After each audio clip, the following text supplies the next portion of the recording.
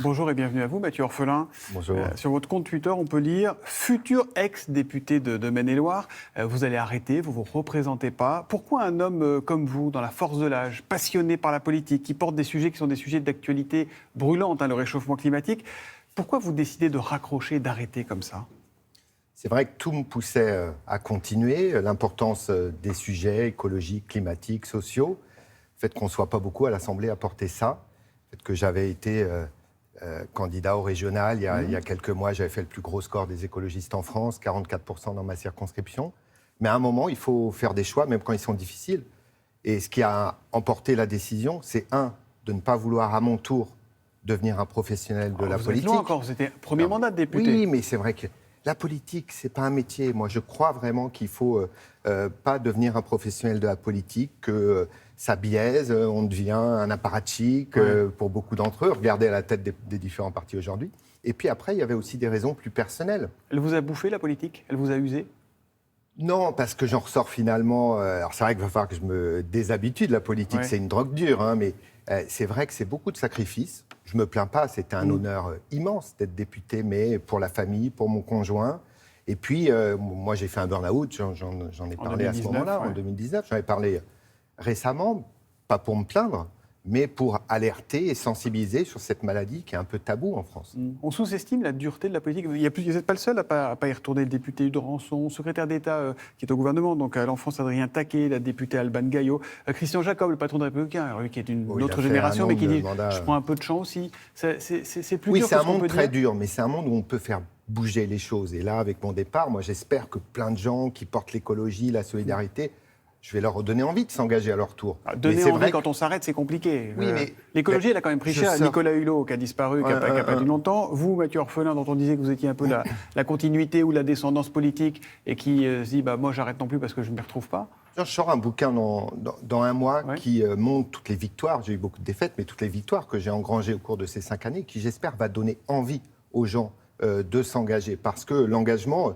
c'est ce qui fait la force, c'est ce qui permet de ne pas baisser les bras. Mais ça peut être en politique, mais ça peut être ailleurs. Moi, je vais continuer à m'investir pour l'écologie et la solidarité. Ça veut dire quoi? Ça veut dire dans le boulot, vous pensez que vous pouvez être plus utile dans l'environnement, dans une autre forme d'engagement? Je crois qu'il faut qu'il y ait des gens qui s'engagent partout. Moi, j'ai fait 5 ans en politique, sans jamais rien lâcher de mes convictions, en se battant jusqu'au bout. Maintenant, à d'autres de prendre la relève. Et je pense que je peux être aussi utile dans d'autres champs de la société. Pardon de l'expression, mais aujourd'hui, quand on fait de la politique, on en prend plein la gueule. Ça, c'est clair. Moi, quand j'ai eu en face de moi Collomb, Castaner, Ferrand, des gens comme ça qui ont essayé de me mettre dans le rang, entre guillemets, évidemment que c'est du combat. Parce que vous étiez au début, vous étiez République En Marche, puis vous avez quitté la République En Marche. C'était quoi? C'était trop contraint? C'était trop... Non, on n'était pas au bon rythme. C'était très clair. Alors, d'abord, il y avait cette caporalisation du groupe parlementaire majoritaire qui, effectivement, ne correspond pas trop à mon état d'esprit. Mais surtout, si je suis parti, c'est sur un vrai désaccord politique. C'était qu'on était au bon rythme sur aucun des grands chantiers de la transition écologique. Et que 3 ans et demi après mon départ, le constat est le même. Donc j'espère qu'il y aura beaucoup plus d'écologie dans ce mandat, parce que c'est pas vrai qu'il nous reste que 3 ans pour agir. Il faut agir tout le temps, beaucoup plus fort, et il faut qu'il y ait beaucoup plus d'écologie dans le 2e mandat d'Emmanuel Macron que dans le 1er. Quand je dis vous en prenez plein la figure, c'est aussi par les réseaux sociaux. Ça, on s'y fait? On se dit finalement c'est le job, ou est-ce qu'au bout d'un moment, ça infuse aussi et ça use? Non, c'est très pénible, mais moi, ça fait plus de 2 ans que je n'ai plus les réseaux sociaux sur mes téléphones, donc ça aide à mettre les batteries et les armées de trolls un peu à distance. Mais c'est vrai que c'est pas agréable parce que pour soi, mais surtout pour sa famille, parce que si moi j'arrive à couper, mes enfants ou ma famille, évidemment, continuent à regarder les injures quand il y en a. Mais l'écologie, c'est un combat, donc il faut accepter aussi d'avoir quelques trolls sur les réseaux sociaux. Comment font les autres, vos collègues députés de droite, de gauche, du milieu ou d'ailleurs, pour tenir? D'abord, moi j'ai tenu.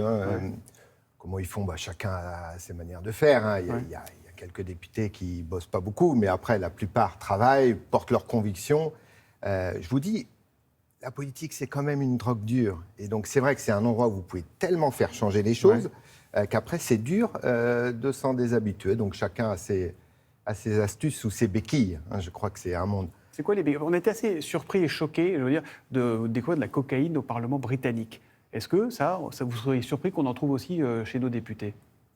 En tout cas, moi, ce que je sais, c'est que j'en ai jamais pris de ma vie. Mais après, il faudrait faire une enquête, effectivement, au Parlement français, pourquoi pas. Ce Parlement, il faut en changer les règles, le fonctionnement de l'Assemblée? Bien sûr, il faut changer. Rien ne va dans le fonctionnement de l'Assemblée. On peut réétudier le même texte, les mêmes amendements 6 fois de suite. Vous voyez les séances de nuit qui sont pas très productives. Il faudrait changer tout ça, rechercher beaucoup plus de consensus. Plus globalement, c'est la vie politique française qu'il faut chercher, qu'il faut changer. Aujourd'hui, on a une majorité qui pense toujours avoir raison et une opposition qui pense que rien de ce que fait la majorité n'est bon. Il faudrait rechercher beaucoup plus de consensus, des contrats de coalition sur des projets comme à l'allemande. Ça permettrait à notre Parlement de beaucoup mieux... C'était pas ça le projet initial d'Emmanuel Macron, finalement, au début? En tout cas, il y avait un renouveau de la politique qui était espéré, qui était attendu, la proportionnelle, plus de place pour le Parlement. Et résultat, rien de ça n'a été dans le bon sens pour l'instant. Maintenant, il commence un deuxième mandat. Il aura sans doute la majorité. Très bien qu'il y ait un accord à gauche entre les écologistes, mais je crois qu'il faut dire la vérité. C'est pas ça qui va permettre à l'écologie et à la gauche de gagner les élections législatives. Ça va permettre de sauver les meubles.